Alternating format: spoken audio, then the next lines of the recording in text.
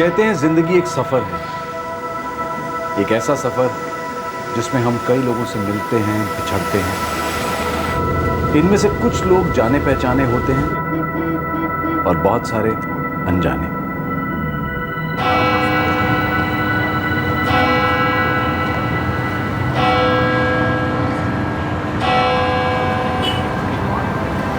നമ്മുടെ കർത്താവിശോ മിശിഹായുടെ കൃപയും പിതാവായ ദൈവത്തിൻ്റെ സ്നേഹവും പരിശുദ്ധാത്മാവിൻ്റെ സഹവാസവും നിങ്ങളെല്ലാവരോടും കൂടെയായി ഉണ്ടാക്കിയിട്ട് എപ്പോഴും എപ്പോഴും എന്നേക്കും.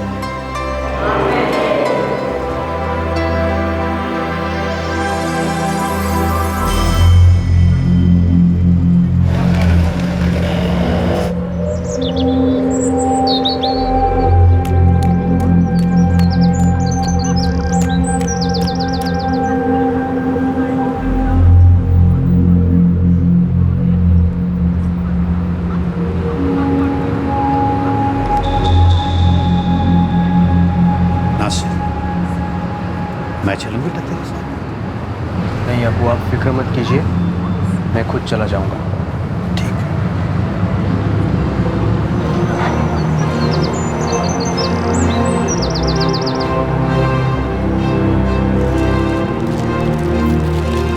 हमारा बेटा कब ठीक होगा? अल्लाह ने चाहा तो सब ठीक हो जाएगा.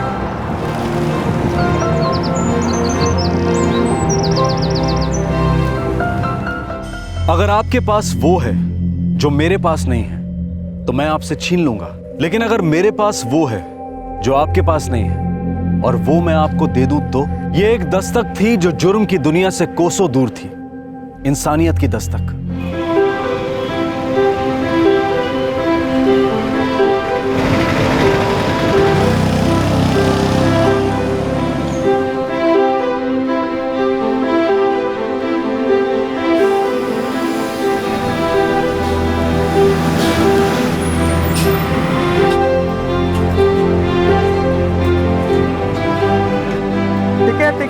टिकट.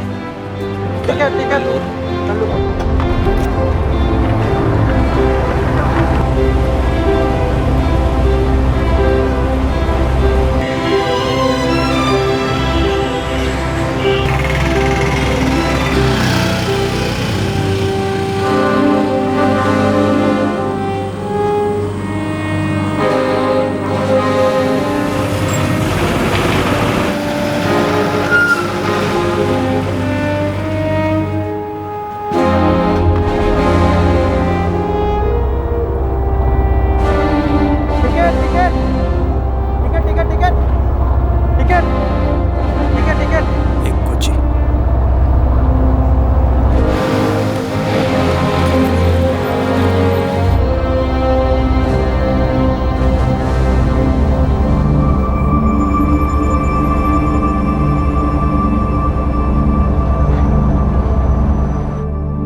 फादर जॉर्ज मैथ्यूज और अब्दुल नासिर मोहम्मद, पहला एक प्रीस्ट और दूसरा एक आम आदमी. दोनों में कुछ भी एक जैसा नहीं था सिवाय इस बात के कि दोनों 25 फरवरी 2013 की सुबह कोची जाने के लिए एक ही बस में एक साथ बैठे थे.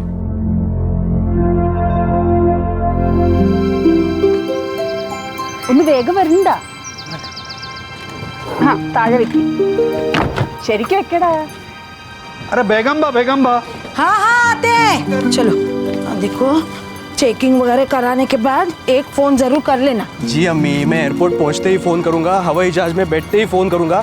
इतना ही नहीं, मस्कत पाव रख के तुरंत फोन करूंगा. अब खुश? नहीं, भाईजान मस्कट काम के लिए जा रहे हैं, सारी कमाई के आपको फोन करने में ही खत्म कर दें. ठीक है, रोज रोज मत करना, लेकिन हफ्ते में एक बार तो कर ही सकता है ना. जी मासी, करूंगा. और वहीदा दीदी, आप बिल्कुल फिक्र मत करना, मैं इसे कोच्चि एयरपोर्ट के सामने छोड़कर आऊंगी. देख बेटा, जितना मुमकिन हो सके उतना ही भिजवाना, बाकी कुछ पैसे अपने पास बचा के रखना अपने निकाह के लिए. हाँ जी अबू.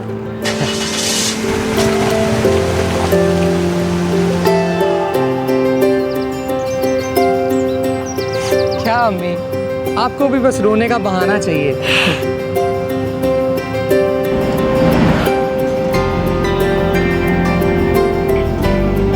यहाँ बाकी तुम जरा भी फिक्र मत करना, बस अपने काम पे ध्यान देना। जी मासी। अरे हाँ, कभी भी किसी भी चीज़ की जरूरत पड़े ना तो बताने में हिचकिचाना मत। जी बिल्कुल।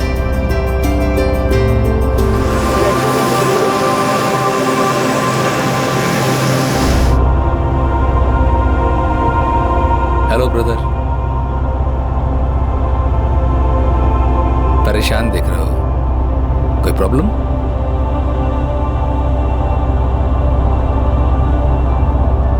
मुझे बता सकते हो सकता है मैं तुम्हारी मदद ना कर पाऊं, लेकिन तुम्हें रिलीफ दिलाने की कोशिश करूंगा।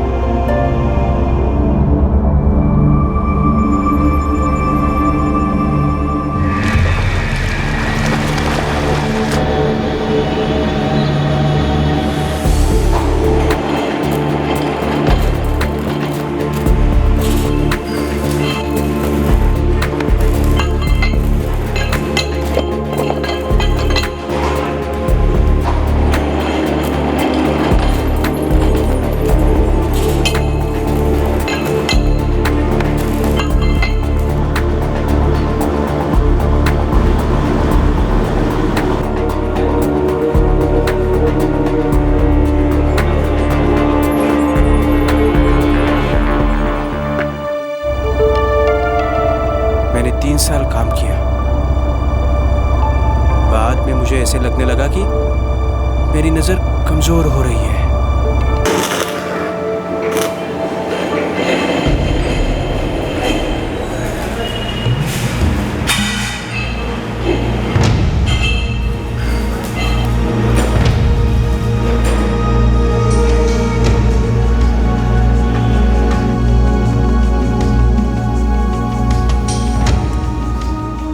क्या हुआ? वही प्रॉब्लम यार, कुछ दिख ही नहीं रहा है। तो तू आंखों के डॉक्टर को क्यों नहीं दिखाता है? तू ऐसे ही टालते रहेगा ना, तेरी प्रॉब्लम और बढ़ जाएगी।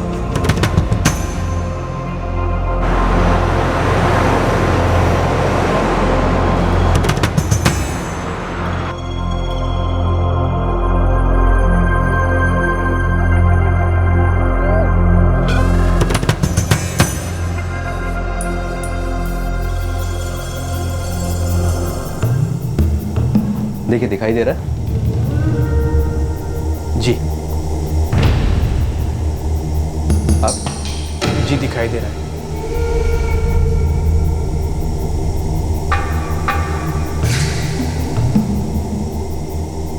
अब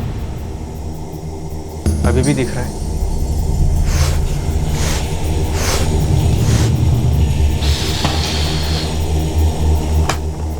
तुम्हारी आंखें तो ठीक है, बीपी भी नॉर्मल है। मेरा सजेशन है कि तुम ब्लड टेस्ट करवाओ, कुछ और प्रॉब्लम भी हो सकती है।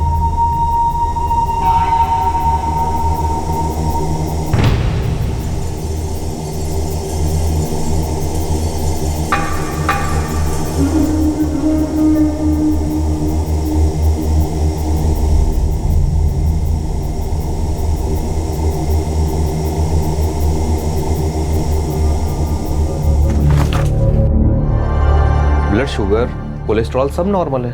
फिर मुझे ऐसा क्यों लगता है कि मैं ठीक से देख नहीं सकता? मुझे लगता है कि ये कमजोरी की वजह से है। मैं तुम्हें विटामिन की कुछ टैबलेट लिख देता हूँ, 1 हफ्ते खाओ, उसके बाद आकर बताओ।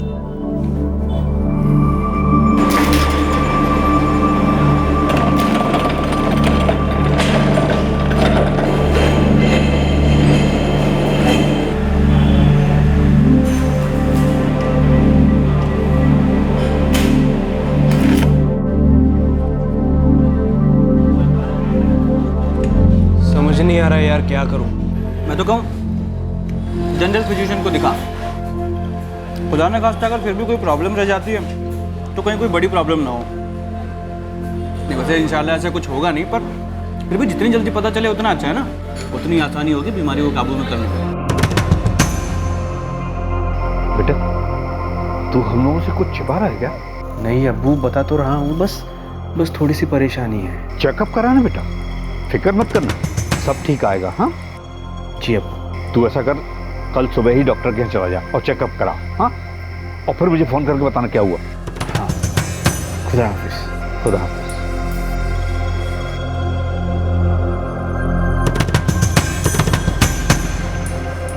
जब से वो गया तब से मैं परेशान थी।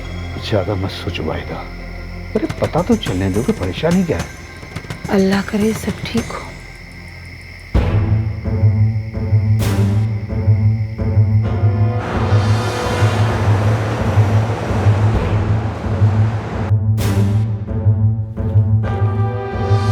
आप ड्रिंक करते हैं? नहीं डॉक्टर साहब, जिंदगी में आज तक शराब को मैंने हाथ तक नहीं लगाया। कब से लग रहा है आपको ये? I mean, कब से आपको ऐसा लग रहा है कि आपकी आंखें कमज़ोर होती जा रही हैं? कुछ 1 महीना हो गया। आपकी आंखें तो बिल्कुल ठीक हैं और आप डायबिटिक भी नहीं हैं। जी। नासिर, आप अपना रिपीट ब्लड टेस्ट करवा लो। ब्लड टेस्ट तो मैंने बस कुछ ही दिन पहले किया था डॉक्टर साहब।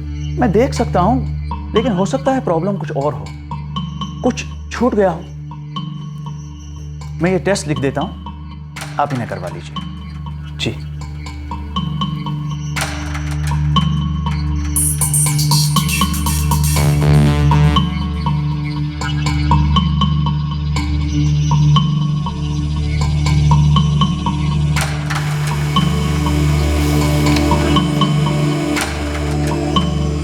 अल्लाहु अकबर, अल्लाहु अकबर, अल्लाहु अकबर, अल्लाहु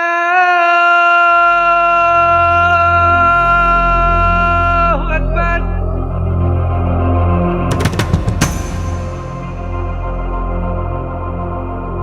प्रॉब्लम आपकी किडनीज में ही है। किडनी? क्या प्रॉब्लम है डॉक्टर साहब? आपकी दोनों किडनीज खराब होती जा रही हैं, बल्कि आप 10 ही % काम कर रही हैं। हालात और भी खराब हो सकते हैं, और ये सब किडनीज की इन्फेक्शन की वजह से ही हो रहा है। अब क्या करना होगा डॉक्टर साहब? डायलिसिस करना पड़ेगा, बल्कि किडनी ट्रांसप्लांट भी करना पड़ेगा। नासिर, आप एक काम करो, आप अपने घर वापस चले जाओ, जहां आपकी अच्छी तरह से देखभाल भी हो और ये काम भी आसानी से हो सके।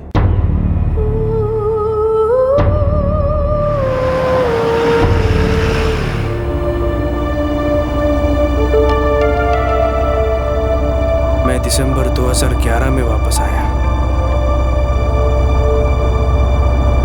तब से मैं कुछ काम नहीं कर पा रहा हूं। मेरा सारा का सारा ध्यान और मेरी ताकत मेरे इलाज में चली जाती है। तुम्हारे फैमिली मेंबर्स में से किसी ने ट्रांसप्लांट के लिए किडनी डोनेट नहीं किया?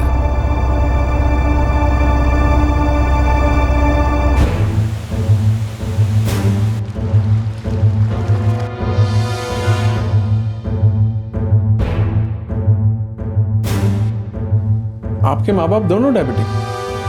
तो डॉक्टर, क्या मैं डोनेट कर सकता हूँ? नहीं, आपकी किडनी मैच नहीं हो रही। तो क्या ये हमेशा ऐसे तकलीफ में रहेगा? हालात तो ठीक नहीं है। जब तक किडनी ट्रांसप्लांट नहीं हो जाए, हफ्ते में 3 बार तो डायलिसिस करना ही पड़ेगा।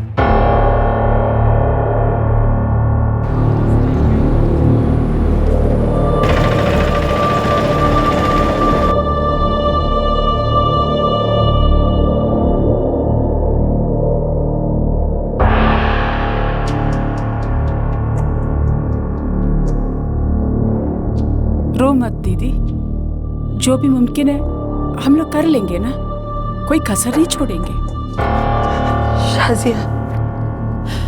शाजिया वो दिन ब दिन कमजोर होता जा रहा है, कोई काम भी नहीं कर पा रहा है। हफ्ते में 3 दिन वो क्या कहते हैं, वो डायलिसिस के लिए जाना पड़ता है। खर्चा भी बहुत आ रहा है। मैं आपकी परेशानी समझ सकती हूँ दीदी, मैं कुछ न कुछ मदद करूंगी, लोन ले लूंगी, कोई ना कोई रास्ता निकलेगा। हम ऐसे हार नहीं मानेंगे दीदी।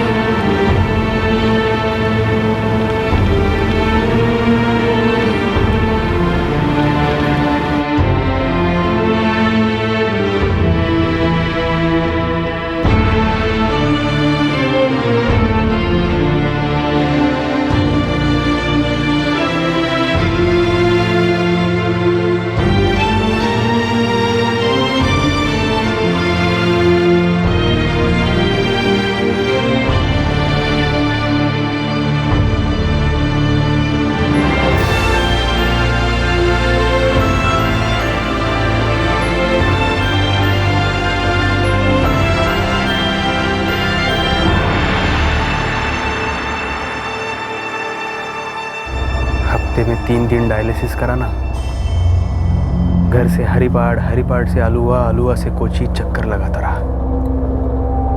फिर पिछले साल अगस्त में अचानक एक उम्मीद जगी। कोई डोनर मिला? हाँ, ऐसा ही कुछ।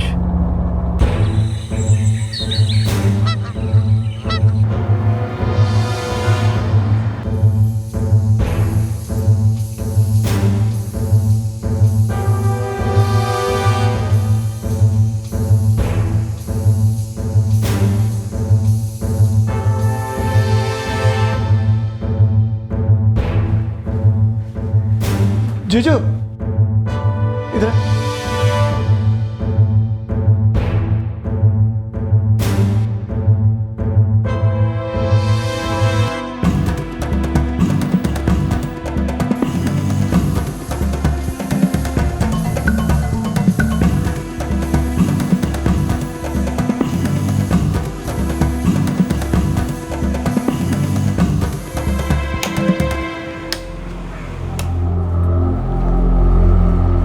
हो जाएगा, कोई प्रॉब्लम नहीं होगा।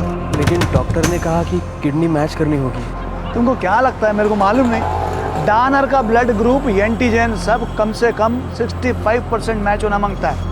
ये काम मैं सालों से लोगों की मदद के लिए कर रहा हूँ। तो मेरी भी मदद कीजिए ना प्लीज़। मैं हफ्ता 2 हफ्ता के अंदर तुम्हारे डोनर का अरेंजमेंट करूँगा, लेकिन पैसा लगेगा। कितना? वैसे तो बहुत कॉस्टली होता है, लेकिन अभी तुमको बहुत ज़रूरत है। मैं डोनर को बोलेगा थोड़ा कम पैसा ले। फिर भी कितना पैसा लगेगा? 4 लाख। 4 लाख? अरे ये बहुत कम है। इतना पैसा में कोई डोनर नहीं मिलेगा, सिर्फ तुम्हारा वास्ते। तुम बहुत गरीब हो और ऊपर से तुमको बहुत ज़रूरत है, इसीलिए 2.5 लाख पहले देना पड़ेगा, बाकी का 1.5 लाख ट्रांसप्लांट के बाद। कोई धोखेबाजी नहीं है, नीट एंड क्लीन। नासिर, तुमको ओके लगे तो मेरे को कॉल करना है। तुम्हारा नेक्स्ट डायलिसिस के टाइम पर मैं तुमको यहीं मिलेगा, ठीक है? हाँ, और साथ में ये रिपोर्ट लेके आना।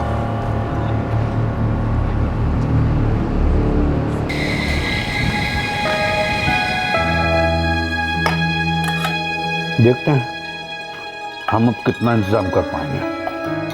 4 लाख बहुत ही बड़ी रकम है अब्बू।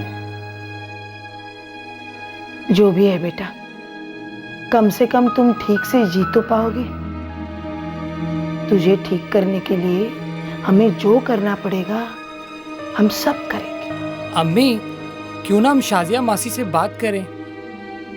उनके हालात तो हमसे बेहतर हैं और हो सकता है कि वो हमारी कुछ मदद कर सकें। हाँ, ये ठीक रहेगा।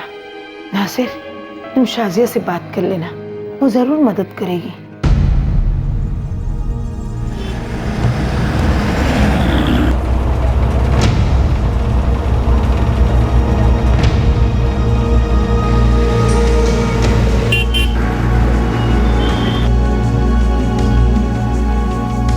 This story takes place in Athens. Theseus and Hippolyta are about to get married. They plan on having a very big wedding.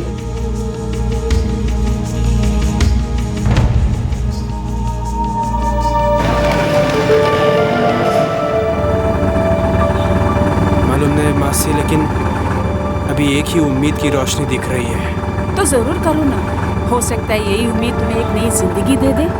लेकिन 4 लाख? मैं समझ सकती हूँ, तुम सबके लिए बहुत मुश्किल वक्त है। अरे हाँ, तुमने कहा था ना ऑपरेशन से पहले 2.5 लाख देना है। जी। नासिर, मैंने अभी बैंक मैनेजर से बात की और वो 2 लाख पर्सनल लोन देने के लिए राजी हो गए हैं। और हाँ, अभी से लोन चुकाने की फिक्र मत करना, अच्छे से किडनी ट्रांसप्लांट करा लो। नासिर,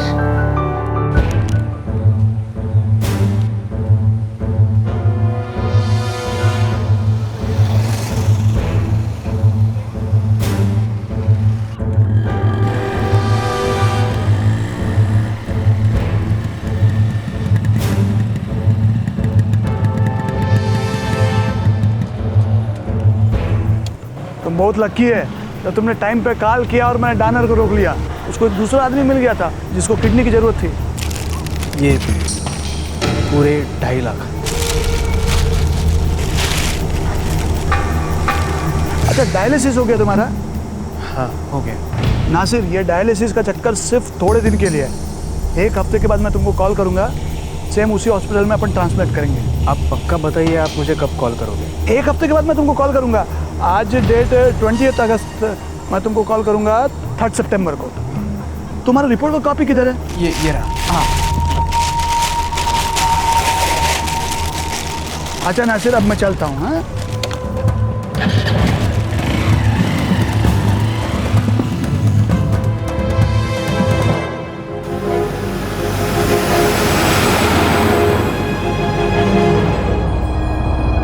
फिर क्या हुआ?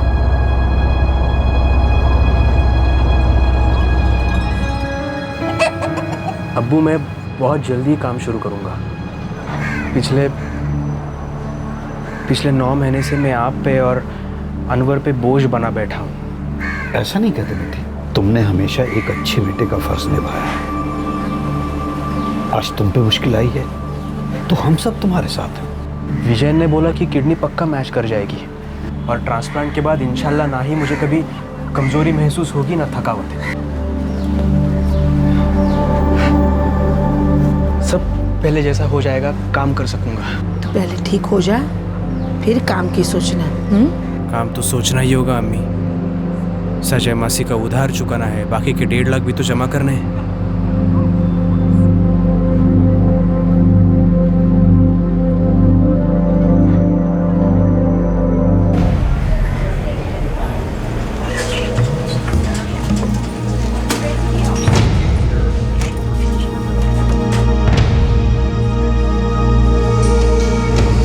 उसका मोबाइल बंद आ रहा है। लेकिन विजयन तो बोला था कि वो मुझे 3 सितंबर को फ़ोन करेगा। उसने फ़ोन तो किया ही नहीं और अब उसका फ़ोन भी बंद है। शायद कहीं फंस गया होगा विजयन। 1-2 दिन और वेट कर लो फोन का।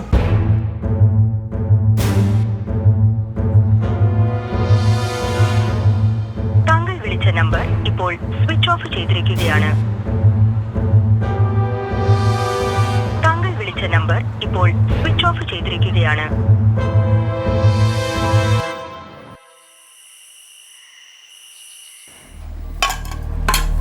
ले सबको सब्जी।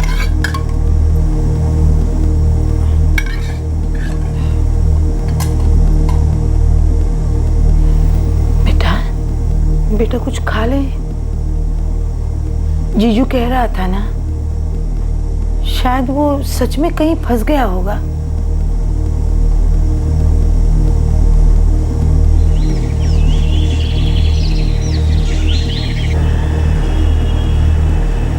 नासिर भाई, मैं खुद उससे पिछले कोई 3 वीक से बात करने की कोशिश कर रहा हूँ। कई और लोग भी हैं जिनको ऐसे प्रॉमिस करके चला गया है। मेरा पैसा भी गया और ट्रांसप्लांट भी नहीं हो पाया। पूरी जेब खाली हो गई जीजू, उधारी में डूब गया मैं समझ रहा हूँ नासिर भाई, लेकिन विजयन ऐसा आदमी नहीं है। उसने तो कई ट्रांसप्लांट का इंतजाम किया था, लेकिन समझ नहीं आ रहा है वो फ़ोन बंद करके क्यों बैठा है।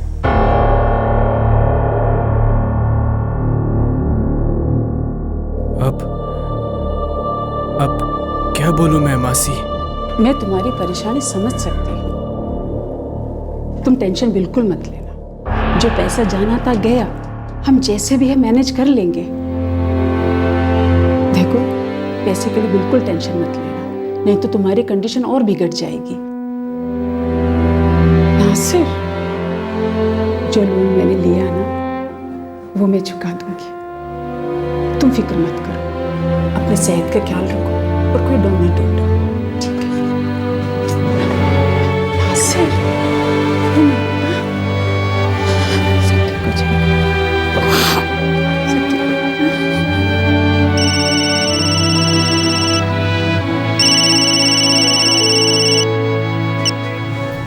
हेलो। हाँ नासिर भाई, जीजू बोल रहा हूँ। हाँ जीजू, विजयन की कोई खबर? हाँ नासिर भाई, विजयन अभी त्रिशूर में है।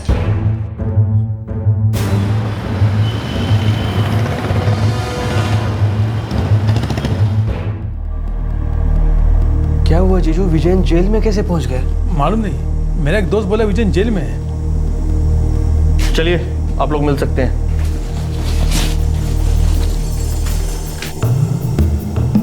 नहीं हो सकता? क्या मतलब नहीं हो सकता? नासिर, तुम समझ नहीं रहे। मैं अपनी तरफ से अच्छा के लिए काम कर रहा था, लेकिन किसी ने पुलिस को कंप्लेन कर दिया और पुलिस ने मेरे को पकड़ लिया। अरे विजयन, फिर मेरे पैसे का क्या? तुम्हारा सारा पैसा पुलिस ने जब्त कर लिया।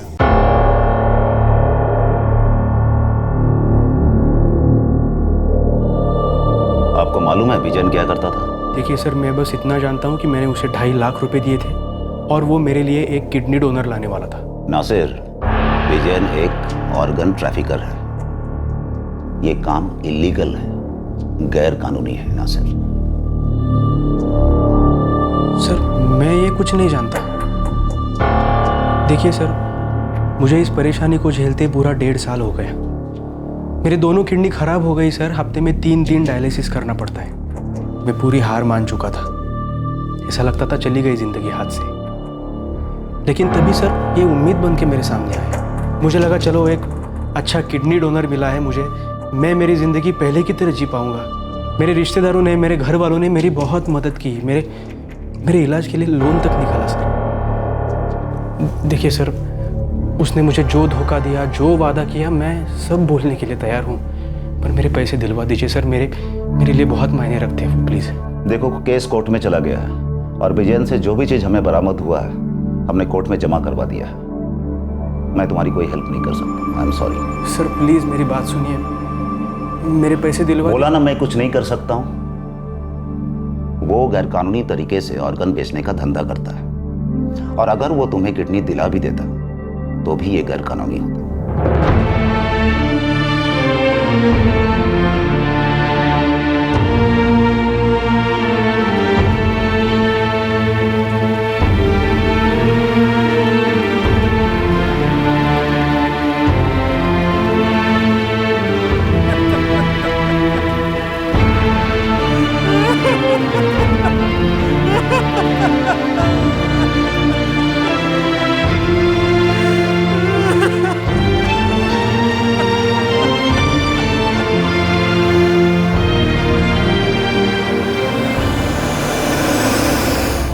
मुझे जिंदगी में एक बात का पछतावा हमेशा रहेगा कि मैंने मेरे मासी के सारे पैसे बर्बाद कर दिए।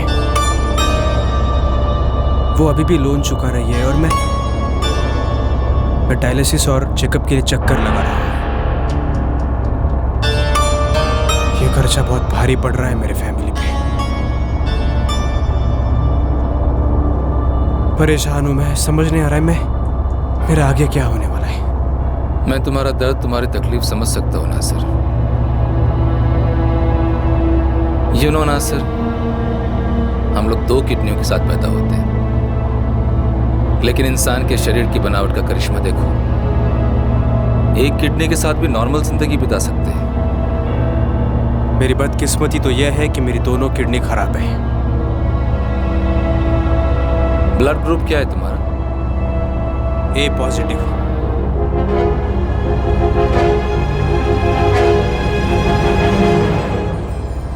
तुम्हें मैं अपनी किडनी दे दूं तो चलेगा। मेरा ब्लड ग्रुप ए पॉजिटिव है, बस किडनी मैच कर जानी चाहिए। यकीन नहीं हो रहा तुम्हें? मैं सच में सीरियस हूं नासिर। मेरा ब्लड ग्रुप ए पॉजिटिव है, सब कुछ मैच कर जाएगा तो मैं तुम्हें किडनी दे सकता हूं।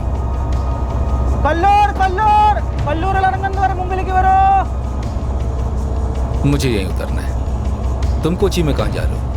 मैं मेडिकल ट्रस्ट हॉस्पिटल में रेगुलर डायलिसिस के लिए जा रहा हूँ। तुम मुझे अपना फ़ोन नंबर दे दो, मैं तुम्हें फ़ोन करूँगा।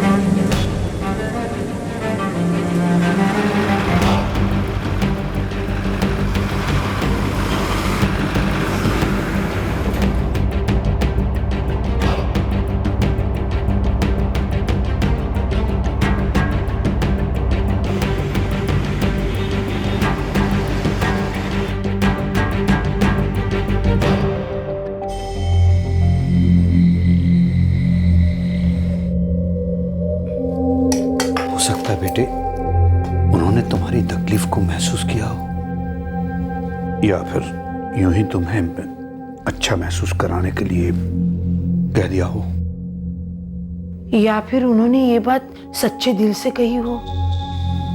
अब क्या कह सकते हैं अम्मी, लेकिन उन्होंने मेरी बात बड़ी गौर से सुनी और जाते वक्त मेरा नंबर भी लिया।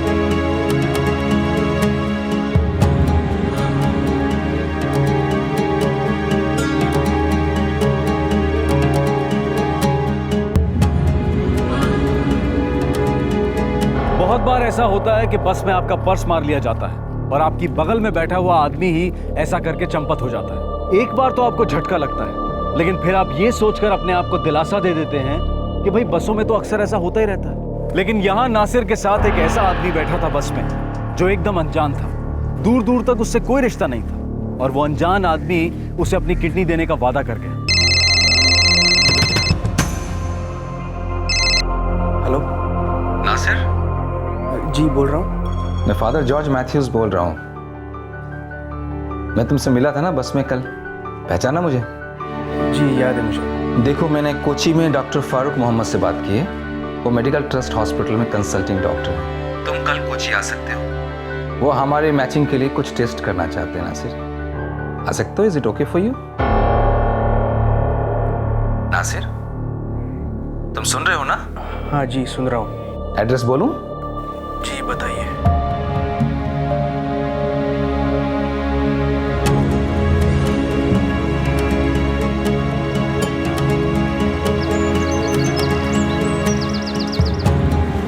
बेटा, ऊपर वाला हमेशा तुम्हारे साथ। जाओ। अल्लाह तेरी हिफाजत करे।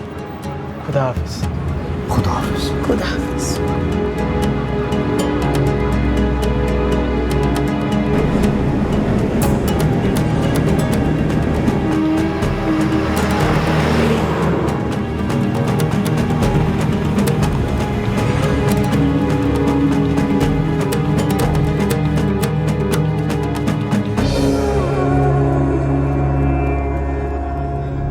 फादर, पहले हमें blood group matching, tissue matching, cross matching, ये सब टेस्ट करने होंगे।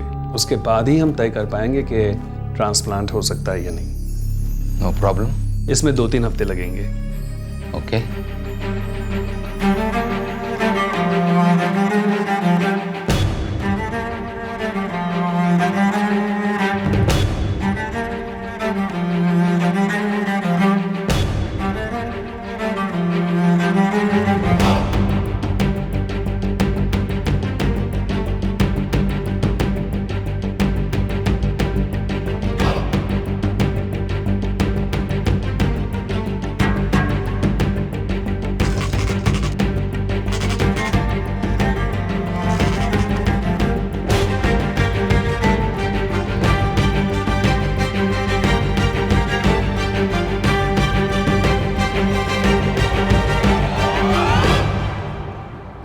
अब 1-2 दिन में मैचिंग का पता चल जाएगा। खुदा करे सब ठीक हो।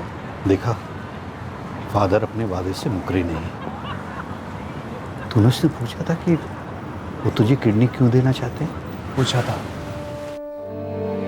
फादर, चाहे मैचिंग हो या ना हो, ट्रांसप्लांट हो पाए या ना हो पाए,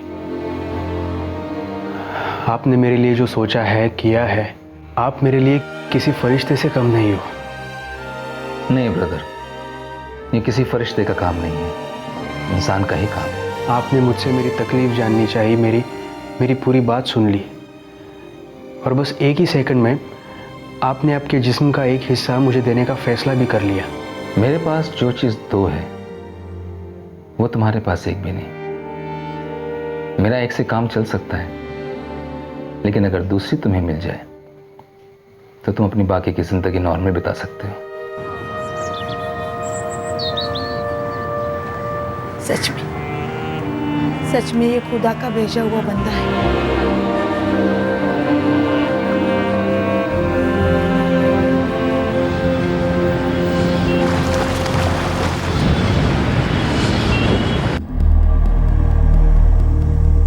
हैरत की बात है, यू नो फादर, आपसी रिश्तेदारों में भी ये मैचिंग ज्यादातर 65% तक ही आती है, लेकिन in your case it is 95%। मैंने सारे रिपोर्ट्स मेडिकल ट्रस्ट हॉस्पिटल भिजवा दिए हैं जहां पर ट्रांसप्लांट होना है। वो लोग उन्हें स्टेट गवर्नमेंट क्लियरेंस के लिए फॉरवर्ड कर देंगे। जी, मुझे भी बिशप को बताना होगा। इनफैक्ट उनकी परमिशन लेनी होगी।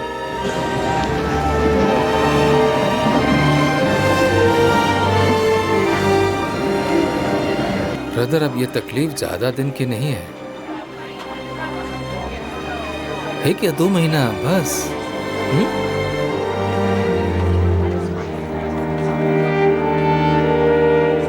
मैचिंग हो चुकी थी और उसके मुताबिक फादर जॉर्ज मैथ्यूज अब्दुल नासिर मोहम्मद को अपनी किडनी डोनेट कर सकते थे। एक प्रीस्ट अपने साथ बस में सफर कर रहे एक इंसान की कहानी सुनकर उसे तुरंत अपनी किडनी देने के लिए राजी हो गया।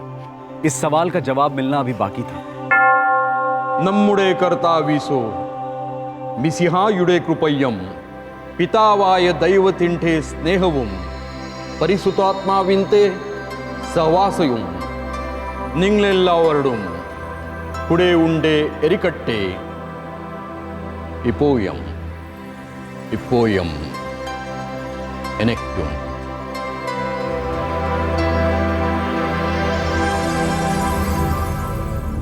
फादर जॉर्ज, आपने ये जो किडनी डोनेट करने का फैसला किया है, ये बड़ा ही पुण्य का काम है, इंसानियत की बहुत बड़ी सेवा है। Thank you sir. क्या मैं ये जान सकता हूं कि आपने इस इंसान को किडनी देने का क्यों सोचा? वो बहुत तकलीफ में है सर।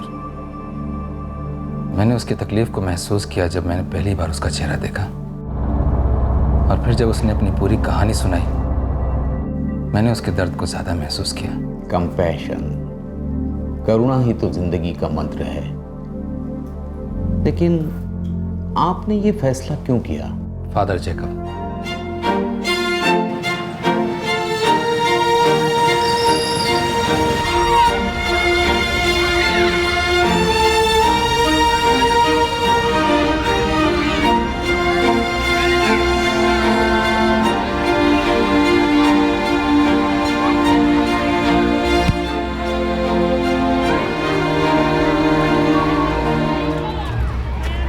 नम्मुडे कर्ताविसोमिति हायुडे कृपयम पितावाय दैवतिंदे स्नेहवम परिशुद्धवात्मवम सहवासवम निंगलेल्लवरुडम कूडविंडे इरुक्केटे इप्पोयिम एप्पोयिम इन्नैक्कुम।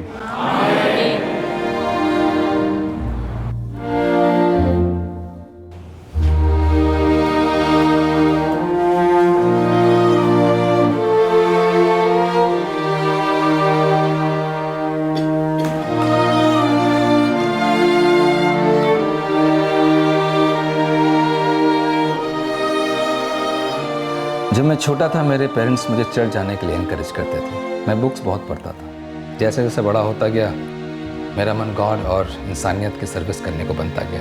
मेरे इस फैसले के पीछे सबसे बड़ी प्रेरणा फादर जैकब थे। कोई 4 साल पहले 2009 में मैं त्रिशूर के एक हेल्थ सेंटर में था।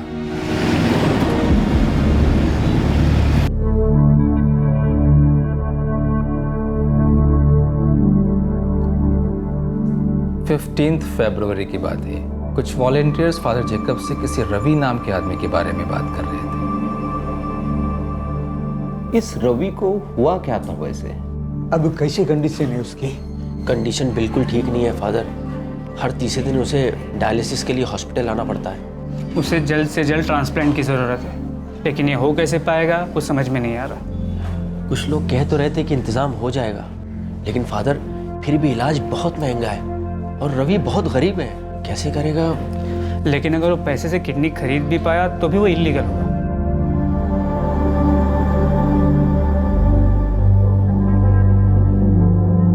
जॉर्ज, you know, एक किडनी के साथ आराम से जिया जा सकता है। इंसानी शरीर एक कुदरत की करिश्मा है। इसकी बनावट जादुई है और इंसानी रूह की फितरत ही बड़ी दयालु होती है। फादर जेकब रवि से पहली बार सितंबर 2009 में मिले थे। ट्रांसप्लांटेशन के चंद दिन पहले ही। वो रवि को ठीक से जानते तक नहीं थे। मैंने किडनी ट्रांसप्लांट के बारे में काफ़ी स्टडी की है सर। फादर जेकब ठीक बोलते थे। एक किडनी के साथ भी हम नॉर्मल जिंदगी जी सकते हैं। मैंने तभी फैसला कर लिया था कि ज़रूरत पड़ी तो मैं किसी ज़रूरतमंद की मदद ज़रूर करूँगा। नासिर को मैं जानता नहीं था। पता नहीं क्यों बस में आके मेरे पास बैठ गया। मुझे ऐसा लगता है कि मुझे ये मौका मिला है उसकी मदद करने का। आप जो करना चाहते हैं फादर जॉर्ज, जरूर करो। आप ये बहुत ही अच्छा काम करने जा रहे हैं।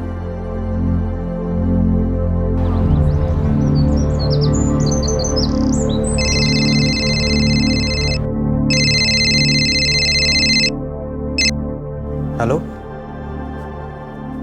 जी, बोलिए। नासिर बोल रहा हूँ। क्या? कब हुआ ये?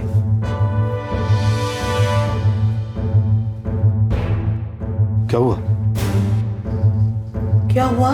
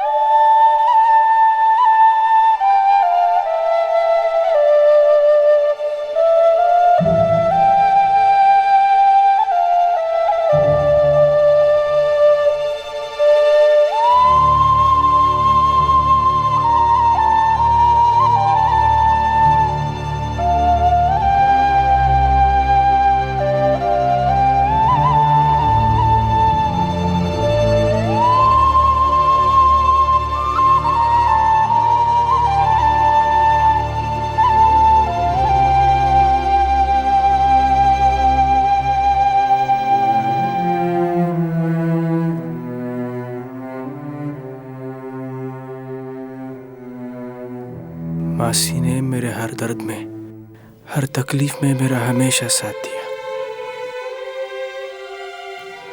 अब पूरी जिंदगी में उनके एहसानों का बदला कभी नहीं चुका पाऊंगा।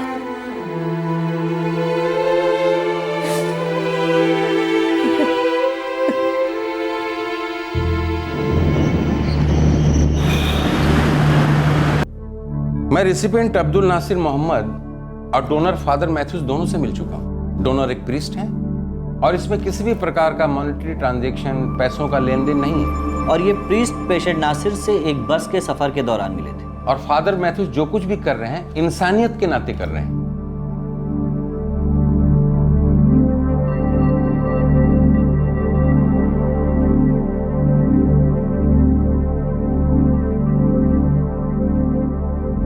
खून के रिश्ते के बाहर किडनी डोनेट करने की अनुमति भारत देश में नहीं है, क्योंकि ऐसे मामलों में पैसे के लेन देन का डर रहता है और वैसे भी इलीगल ऑर्गन ट्रैफिकिंग काफी फल फूल रही है। इसी वजह से इस मामले में मेडिकल काउंसिल की मंजूरी बहुत जरूरी थी, क्योंकि फादर मैथ्यूज और नासिर खून के रिश्ते में नहीं बंधे थे, भले ही उनके इंसानी रिश्ते काफी गहराई तक जुड़ गए थे। मई 2013 के पहले हफ्ते तक आखिरी मंजूरी आ ही गई। वेल फादर, सब परमिशंस मिल चुकी हैं। अब हम ट्रांसप्लांट कर सकते हैं। कब तक कर सकते हैं? नासिर को हम 20 मई को भर्ती करेंगे और आप 28 मई को भर्ती हो जाएंगे और ट्रांसप्लांट मैं 1 जून को करूंगा। और नासिर, ट्रांसप्लांट के बाद तुम्हें 3 महीने तक अस्पताल में ही रहना होगा, क्योंकि लगातार इलाज चलेगा, दवा चलेगी, सब चीज़ें मॉनिटर होगी, ताकि तुम्हारा शरीर उस नई किडनी को रिजेक्ट ना करे। ओके? वेल फादर, दुआ करते हैं कि हम कामयाब हो जाएं।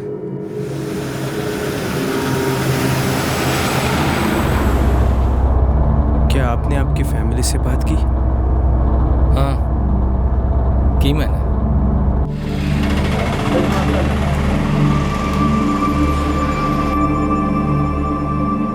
गुड सन, मैं नासिर नासिर के लिए बहुत खुश हूँ। मैं बहुत खुश हूँ कि तुम ये कर रहे हो।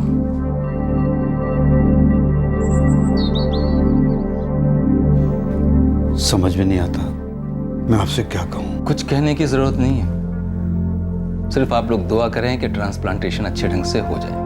मुझे नासिर को अच्छी जिंदगी बिताते हुए देखकर खुशी होगी। इसके चेहरे पे खुशी लौट आए, ये देखकर मुझे अच्छा लगेगा।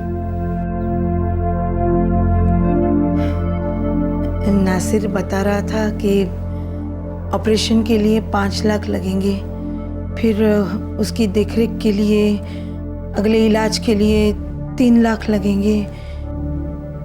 डोंट वरी, जब इतनी दूर चल के आ गए हैं तो आगे भी रास्ता निकल जाएगा। इंसानों में इंसानियत की कमी नहीं है, लोग आएंगे हमारी मदद को।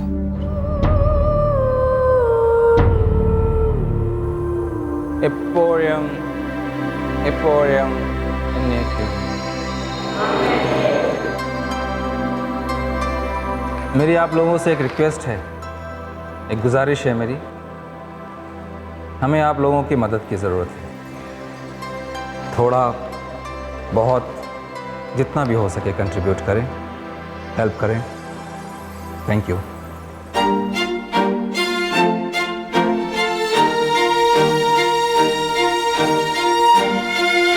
Thank you.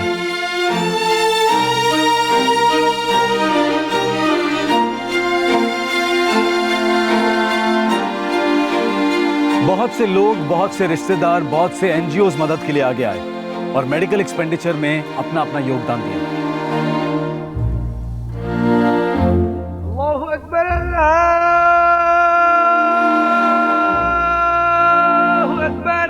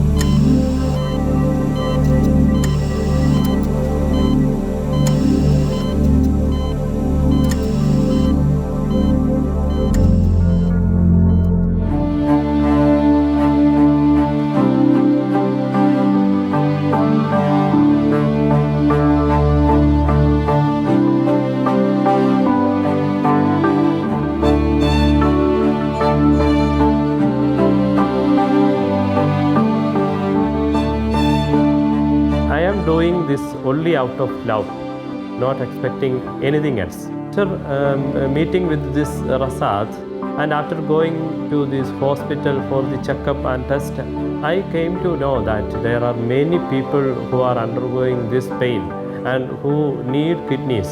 I am saying the viewers or hearing people to come forward and give their and be ready to donate their kidneys. Charity should come first always. പ്രതീക്ഷകളെല്ലാം നഷ്ടപ്പെട്ട സമയത്ത് എനിക്ക് കിട്ടിയ ഒരു ദൈവാനുഗ്രഹമായി ഞാനിതിനെ കാണുന്നു. മരണത്തെ മുഖാമുഖം കണ്ട എനിക്ക് ഫാദർ അദ്ദേഹത്തിൻ്റെ ഒരു ജീവൻ പകർന്നു നൽകിയിരിക്കുകയാണ്. അതിലൂടെ ദൈവസഹായത്താൽ സുഖം പ്രാപിച്ചു കഴിഞ്ഞാൽ എന്നെപ്പോലെ അവശത അനുഭവിക്കുന്ന ആൾക്കാർക്ക് വേണ്ടി എന്നാൽ കഴിയുന്ന സഹായങ്ങൾ ചെയ്യാനും അവരുടെ വിഷമതകൾ മനസ്സിലാക്കി അവർക്ക് വേണ്ടി പ്രവർത്തിക്കാനും എനിക്ക് താല്പര്യമുണ്ട്. അതിൽ ഫാദറിൻ്റെ ഈ വലിയ മനസ്സിന് ഞാൻ അങ്ങേയറ്റം കടപ്പെട്ടവനായിരുന്നു. This priest is genuinely coming forward and saying, I want to wholeheartedly donate an organ to save a life. It's a great example for the whole world. Actually, with the cadaver donation, that's donating one's organs after death, it's very altruistic thing which the family of the deceased can do to that person. That has to be imbibed, and that all these stigmas and social misconceptions, religious beliefs has to be modified. If you are healthy, if you are learned, if you are independent, if you are financially sound, don't be afraid to part with your organ even when you are living. Once you are dead, don't carry them to heavens because heavens doesn't require them.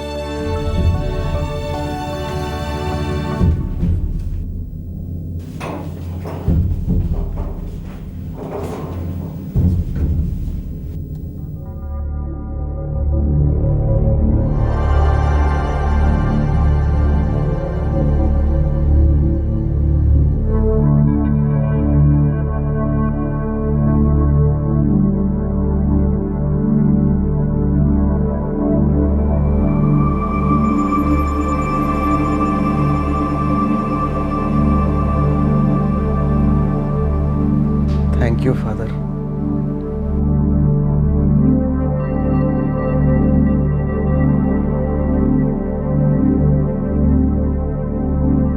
Transplantation कामयाब रहा और father Sibi Sebastian को 3 जून 2013 को अस्पताल से discharge कर दिया गया। रसद मोहम्मद अब भी हॉस्पिटल में ऑपरेशन की बाद की निगरानी में है। वो हॉस्पिटल से बाहर आने का और फिर से एक बार सामान्य जीवन बिताने का बेसब्री से इंतजार कर रहा है। अगर आपके पास वो है जो मेरे पास नहीं है तो मैं आपसे छीन लूंगा। अगर मेरे पास वो है जो आपके पास नहीं है और वो मैं आपको दे दूं तो? कल के और आज के एपिसोड में कहीं कोई क्राइम नहीं था। बहुत से लोग शायद ये कहेंगे कि इस तरह की कहानी उस शो में क्यों शामिल की गई जिस शो का नाम ही क्राइम पेट्रोल है।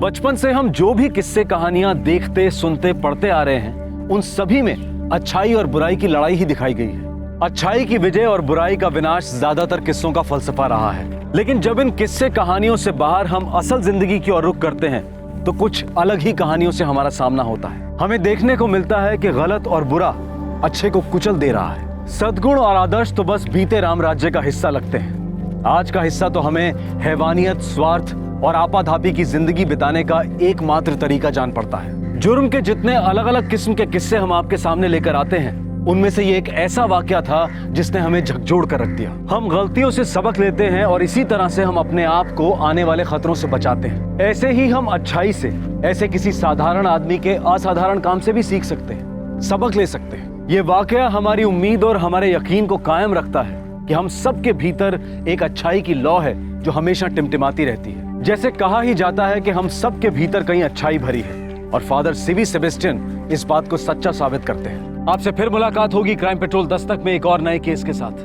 तब तक अपना ख्याल रखें, सुरक्षित रहें और याद रखें हम सबके अंदर अच्छाई भी है और बुराई भी, पर जरूरी ये है कि हम उस अच्छाई को पनपने दें। जय हिंद। क्राइम पेट्रोल के और भी दिलचस्प कहानी देखने के लिए हमारे चैनल को सब्सक्राइब करें और बेल आइकॉन दबाना न भूलें।